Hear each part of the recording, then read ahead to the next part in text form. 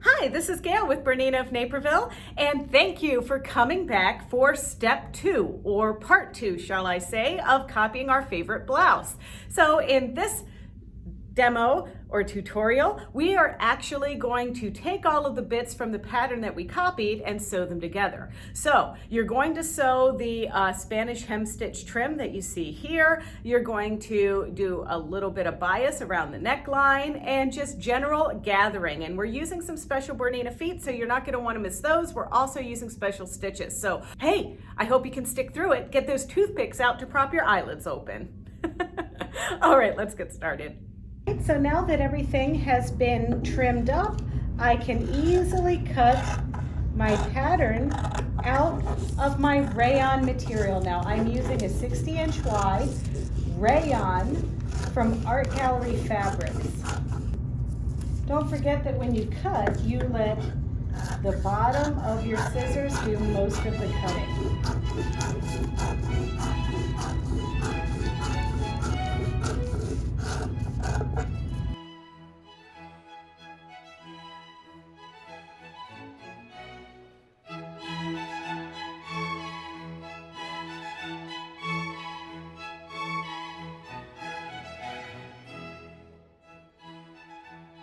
And we're going to use bias to do our drawn thread work or our mock Spanish hem stitching or whatever you want to do here. I'm going to show you a couple of different ways. But first we need to start by cutting a bias line on our material. And I'm going to do that by determining where our 45-degree line is here on our ruler. And it's this one here that's marked 45. And I'm going to line this up just here like this, and I'm going to start making a cut, and I'm going to continue this cut all the way down.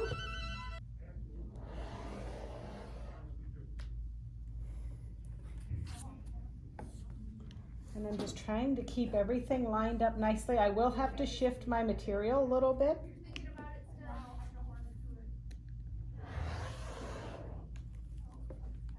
And I'm going to put my ruler there so my fabric doesn't slide around too much.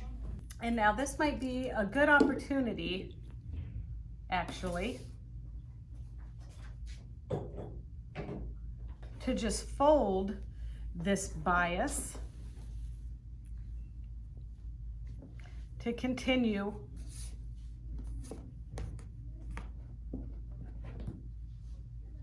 our piece. Is we want to continue along this bias line. And sometimes I just use whatever I can for weights here.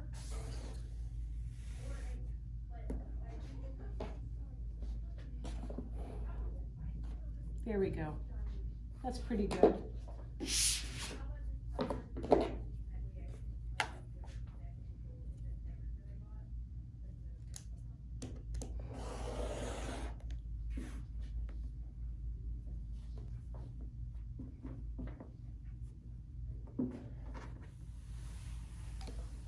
Just running out of mat is the problem.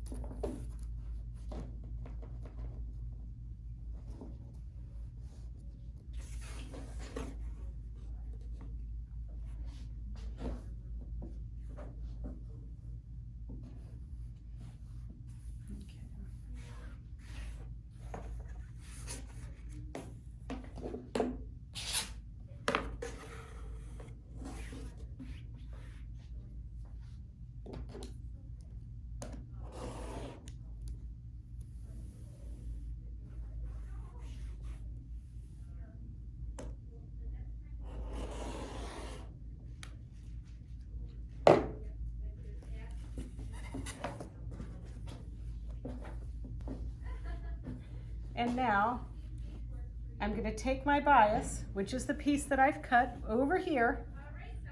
All right, so now this is the stretchy part. So now from this, I'm going to cut several strips that are 2 inches wide. 2 inches. I've got a lot of bias to cover on this, so I'm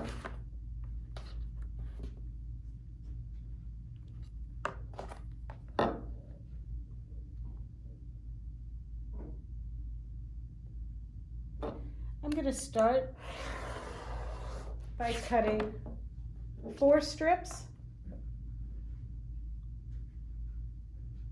but don't be surprised if I need to cut more. I made some samples of the Spanish hem stitching. These are my 5.5 millimeter samples here, and these are the 9 millimeter ones here and here. Now these two are different stitches. This is stitch number 423, and there's a cording in there by Wonderful. It's called Razzle, so I just want to show that to you up close. Oops. And this is Rayon apparel fabric from Art Gallery. This is stitch number 630 with La Espiga cording feeded through.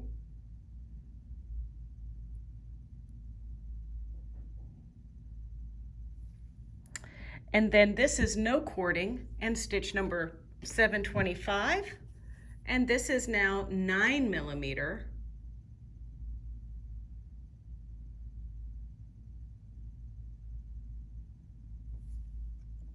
And this is 9 millimeter, stitch number 630 with La Espiga thread.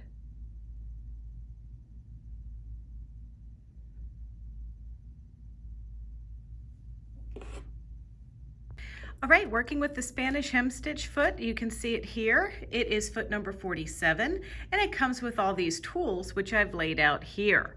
So I am gonna do something a little bit daring. Believe it or not, I'm gonna be working on the BERNINA 590. The 590 inherently has 9 millimeter stitch capability, but I actually did some test samples and really like the look of the 5 millimeter stitch with the Spanish hemstitch foot. So I am using the number 20 regular 5 millimeter foot. Don't forget, everybody, you can actually use these feet on your 9 millimeter machines. And now's the time to stock up because September 18th through September 30th of 2020, it is the BERNINA Best Foot Forward sale, which means you can pick up these little guys and make a wish list. Anyway, so we'll start with that foot. Another thing I like to get when I'm working with 5 millimeter stitching on my 9 millimeter machines is a 5.5 millimeter stitch plate for our BERNINA 9 millimeter machines. We have these here, and these will fit your 480 up through your 790 machine. In your Spanish hemstitch attachment is a little instruction booklet, and it kind of explains what all of these little cord guides are for. Let's have a look at this one. So this is a cord guide, and there are 2 sets. One set for 5.5 millimeter, which is what we're going to be working with today, and one set for 9 millimeter, which is what these are down here. Now, I know it's really difficult to see, but there are 2 versions of each. One version is for the fine fabric, and one version is for thicker fabric. So if we look here at this one right there, see how that little swoop doesn't go down quite as low? That's how you can tell that's for the firm fabric. And then when we look at this one right here, it goes down quite lower. That little ridge right there, that's how we can tell it's for the fine fabric. And the same goes for the wider ones for the 9 millimeter there. So you get 4 of those. And then once you pick the one that you want to work with, and I'm going to be using the one for the fine fabric. So I'm going to go ahead and take my piece, which is going to screw onto the machine with our little screwdriver there like that. But before I put it on the machine, the little rounded spot goes towards here, and all you're going to do is lay that on top and push it into place. And now that screws on the machine. This is going to hold the cording, and your presser foot will straddle that insert. So now let's go over and get that on the machine. I'm gonna change out my foot and my needle plate. I have a new Microtech size 80 needle in the machine, which is fine for what I'm sewing. I'm putting the 5.5 millimeter needle plate on here, which also means I'm gonna tell my machine that I have that on there so that I don't injure my presser or my needle plate. And now I'm screwing on my little Spanish hemstitch attachment.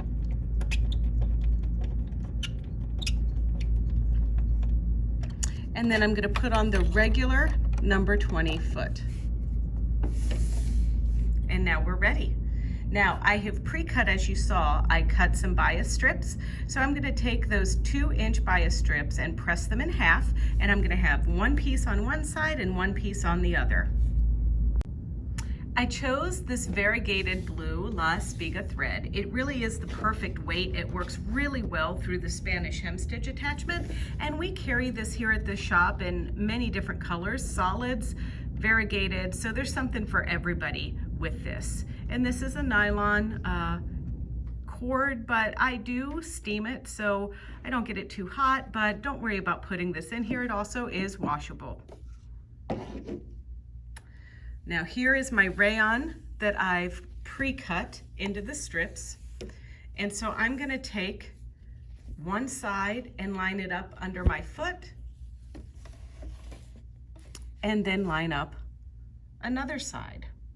And now I start off with this, just doing any stitch to kind of hold this slippery stuff on the machine. So we're gonna line this up, get our thread tucked under our foot. I'll start giving it like a little bit of a tail. And then I'm gonna pick stitch number 725 to get started.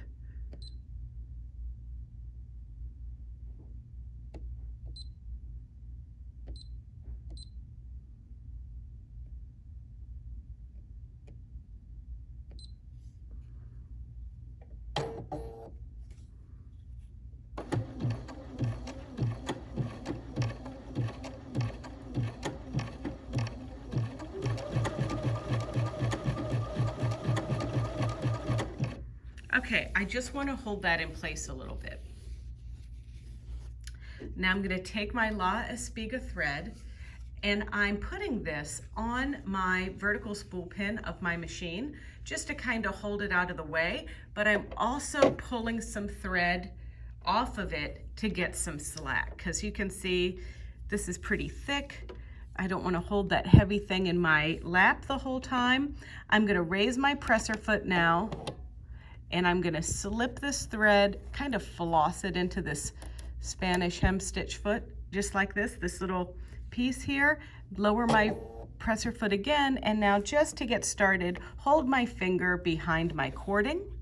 Now it's time to switch to stitch number 630.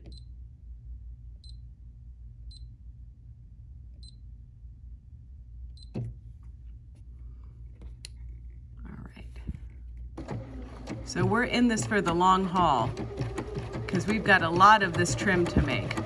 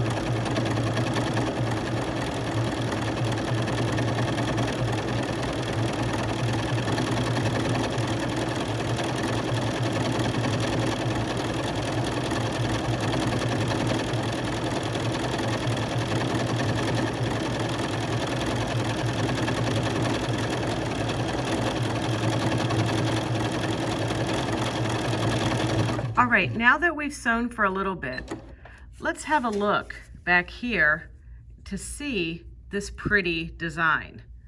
You can see how well that piece is holding our cording in place, so we really get this nice serpentine look back here.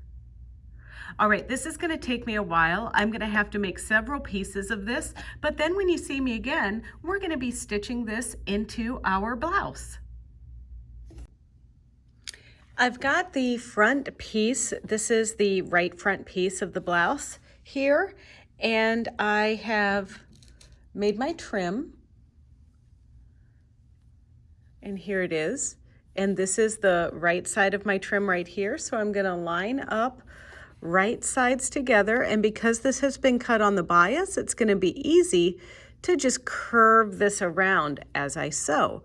Now you notice that I still have my raw edges here, but that's okay. I'm gonna fix those on the overlocker in just a minute, but I'm lining everything up on my 5/8 of an inch seam guide or seam line right here. I'm gonna lower my presser foot, and if you need to pin, but I find it's just as easy to kind of curve my trim just around my piece. So I'm gonna get started by taking a few stitches forward and then back stitching. Now this is rayon fabric, and I have a polyester metrazine navy blue thread in my machine. Always remember to remove the pins before you get to them.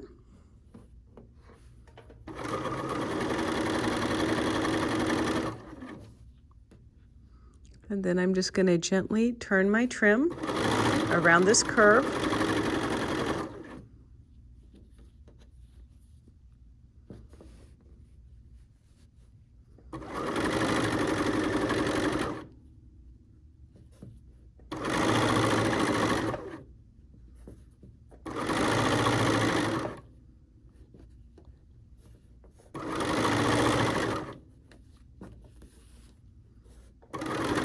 Now when I get to the end, I'm going to stitch and back stitch and cut. And I'm going to do the exact same thing on the other side.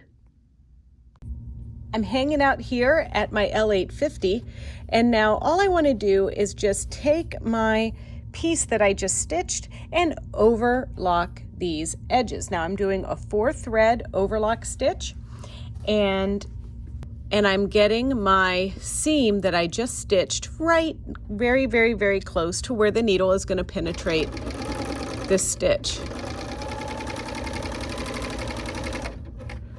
And if you're nervous about going into your trim, don't forget this machine has a motor half speed.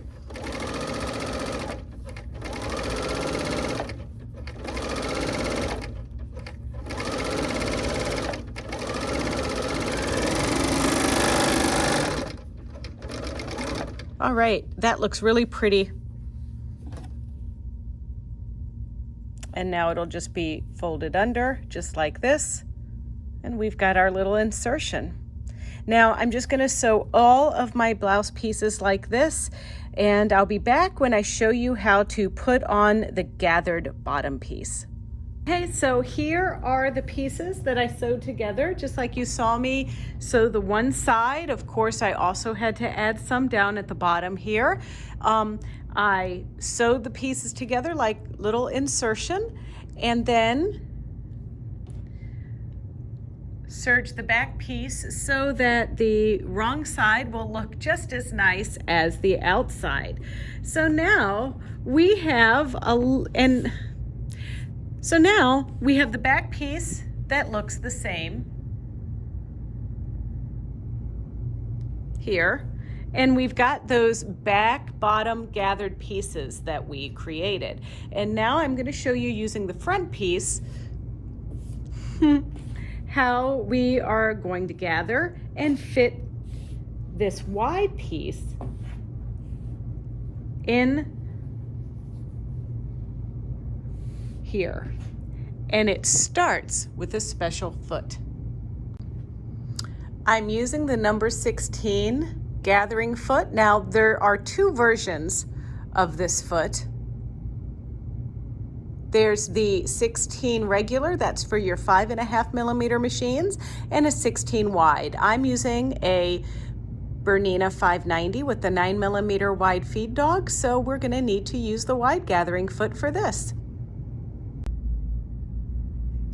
I've added my number 16 foot to the machine.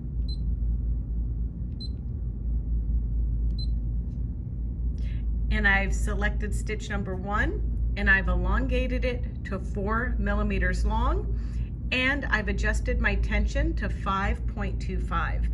I have tested this. I did little 10-inch strips to make sure that I was gathering the right amount, so I'm ready to do my stitching on my bottom pattern piece, and it's really easy. I'm just going to go along the 5/8 of an inch seam line, gathering as I go, and then I'll pin it onto the top piece.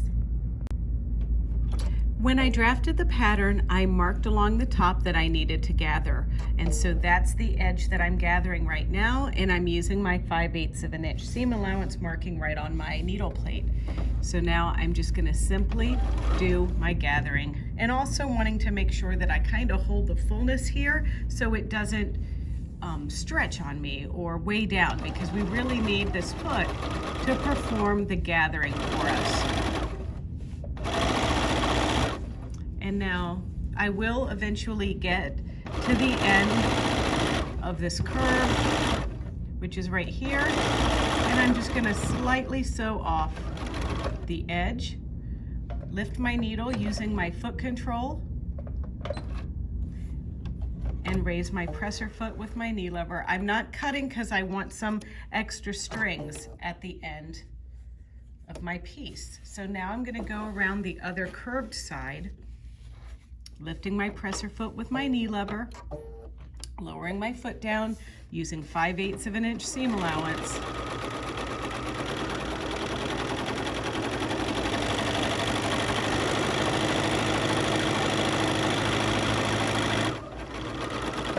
Stop, lift my needle again, raise my presser foot, and cut.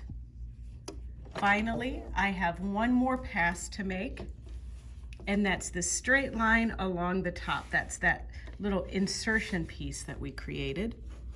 I'm going to try to flatten this out to get it under the foot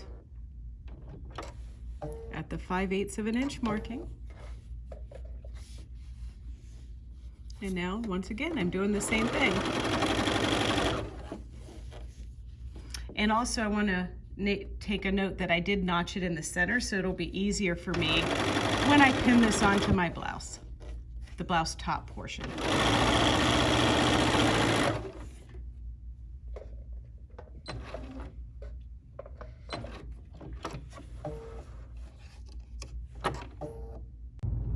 Here's the bottom of my blouse front and the gathering top part. So I'm going to put right sides together, and I'm using my favorite magic pins, and I'm going to start by putting my corner piece from that shape, kind of lining it up right here in this indentation. So concave goes onto convex. And I'll have to trim that a little bit, and I'll show you how I make that clip after I get this all pinned together. Now I'm gonna line this up and just, you know, anytime we have like a curve, we get these little dog ears here, but that's okay. I'm just gonna pin that here like this. And now I'm gonna stretch this out and fold in. I'm gonna stretch this out and ease in my gathers.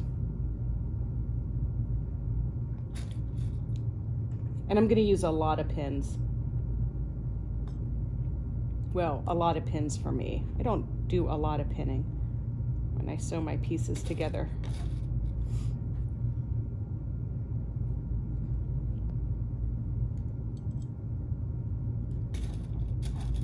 And I start by pinning maybe like every couple inches or so. Then I'll come back and I'll fill in the gaps.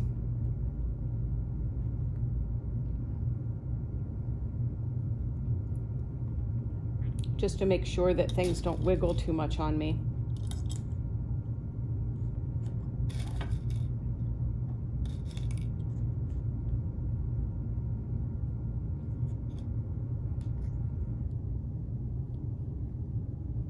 Okay, I think that's good. Now I'm going to go over to the other side and do the same thing.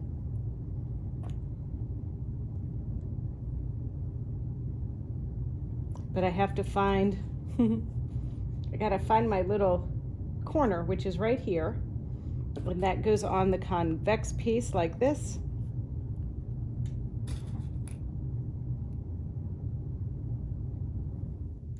And then the same thing that I did before, easing in the fullness.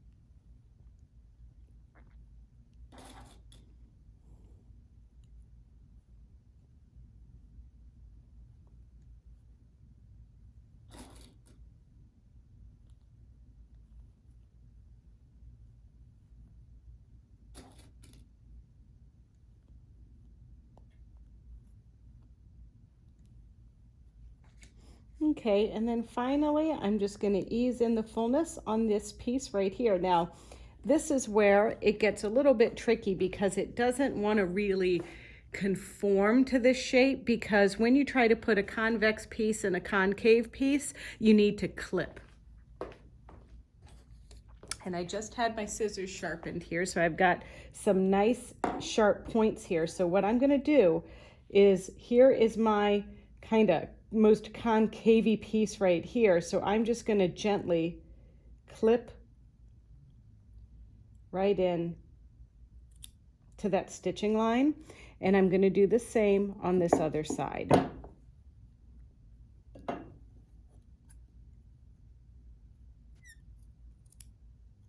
And that's going to help me spread this out even so that I don't get any weird puckers on the other side.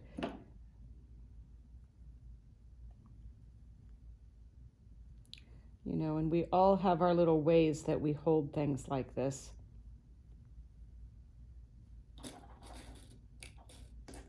Sometimes I feel like I need a sixth finger, you know.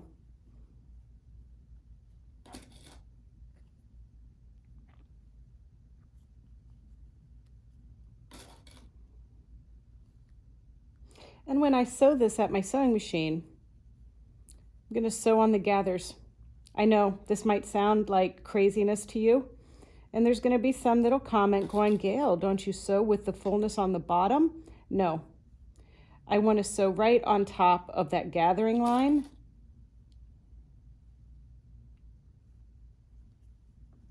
Just like that. That's how I do it. If you want to sew the other direction, go for it, but this is the way I do it. I'm switching back to my 1 foot, my just regular 1C foot, and I'm pressing clear on my screen because I just need my regular default straight stitching.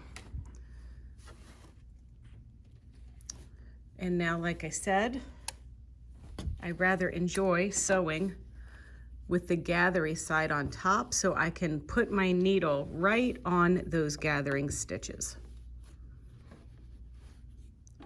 Lowering the presser foot and getting my needle down into the material. And I'm going to take out my needle or my pin there, and I'm just going to check underneath to make sure everything's nice and flat, and then I'm going to stitch.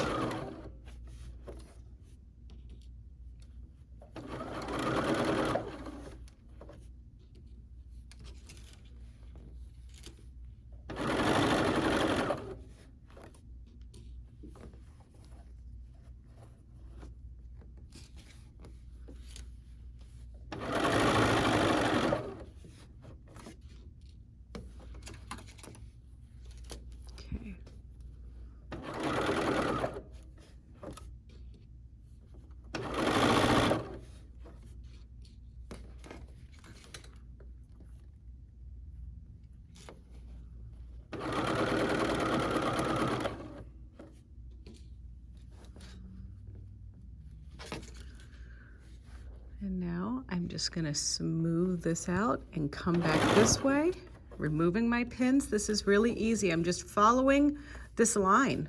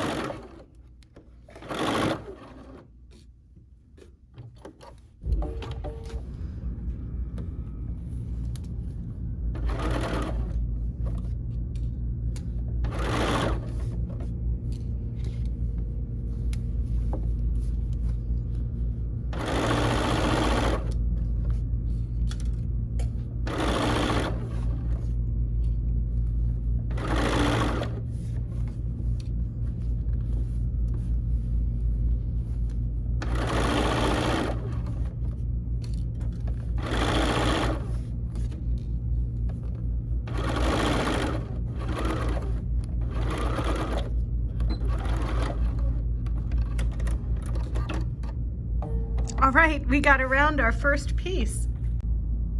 And look at how pretty it is. Now we haven't steamed it nor have we serged it yet, but we do have a very nice bottom piece for the top, and I'm going to repeat exactly what I did again to do the back piece. Okay, so you can see I attached the bottoms. This is what it looks like on the underside. This is what it looks like on the right side. So now I'm gonna take right sides together and sew my side seams and my shoulder seams. Then it's just a bias neckband to do a facing. It's folding up the little cap sleeves, and it's hemming. Really easy.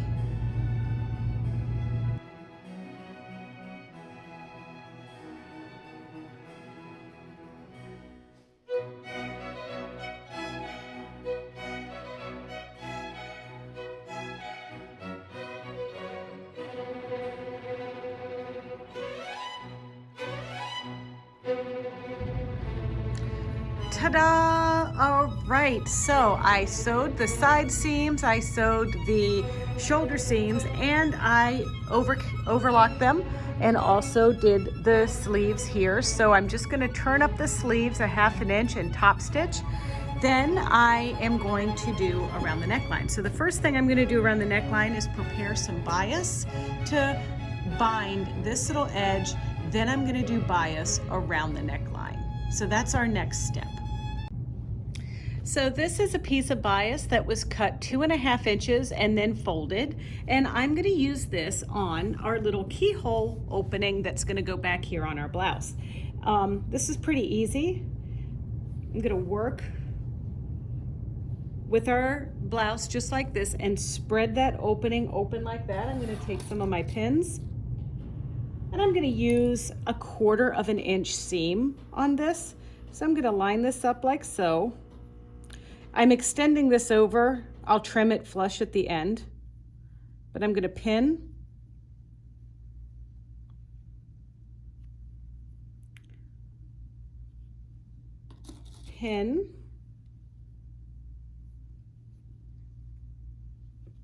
and now here's something that you wanna do.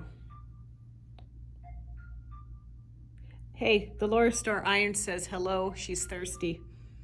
All right, so right in the 1/4 inch mark, I've got this little dippity-doo here, like this. I wanna work that right up to the very, very 1/4 inch seam allowance there. Okay, and then I'll continue with this on the other side.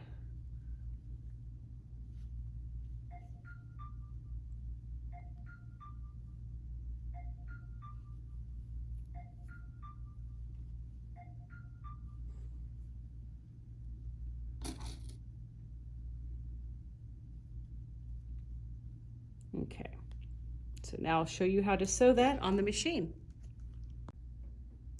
All right, we're still sewing with our standard sewing foot, which is the number 1 foot, and a straight stitch. So right here,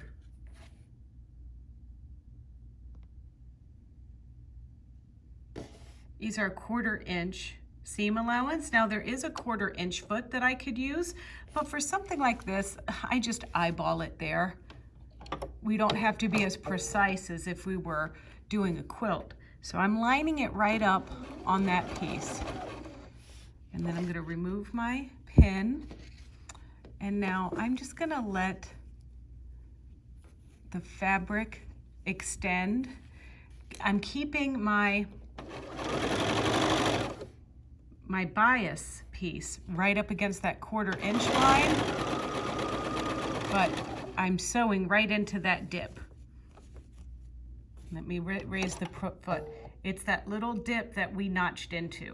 So I've sewn within just a few hairs of its life.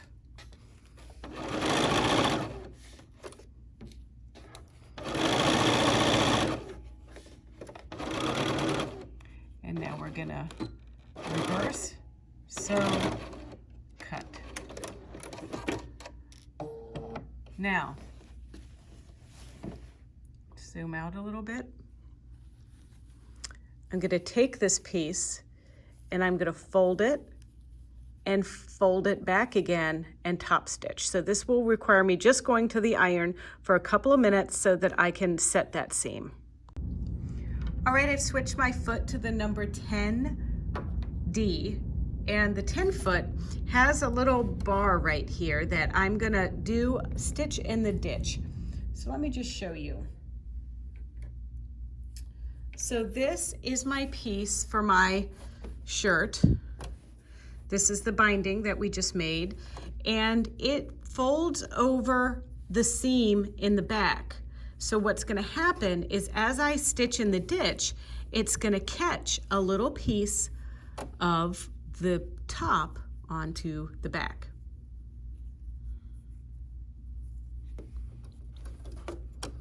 And I haven't moved my needle position or anything. It's right here in the center. And I'm gonna lower my foot, line that guide up right down the middle.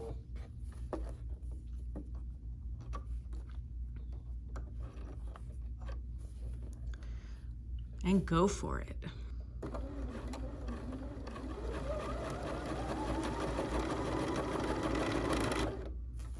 And I'm just gonna, like I did before, straighten out our piece.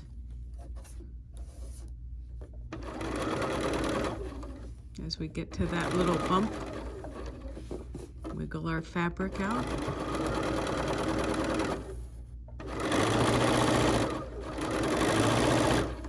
Cut. And then you can see on the back, it's perfect, really close to the edge. To finish up, I'm just gonna go right on the point of this little keyhole and just do a little miter stitch forward, backwards, and cut so that right at the bottom, you know, it kind of will lay nice and flat there on the back seam.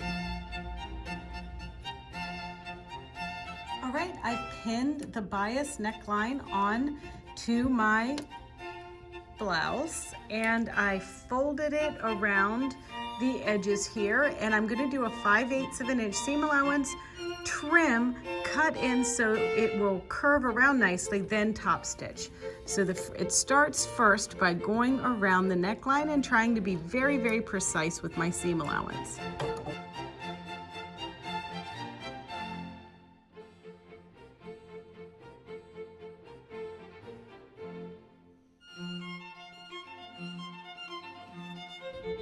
All right, I'm using the side of my presser foot as a guide, and I have pinned my bias, sewed it on, wrapped it around to the other side, and I'm stitching from the wrong side.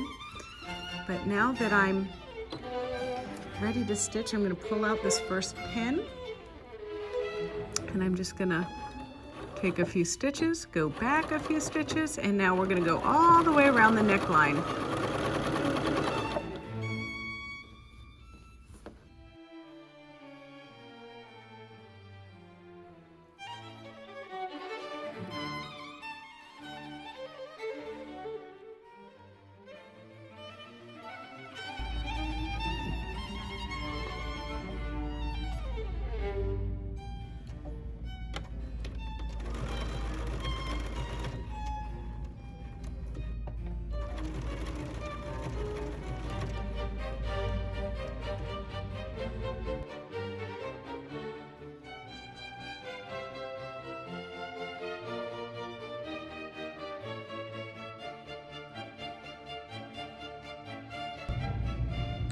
Well, there's our finished product.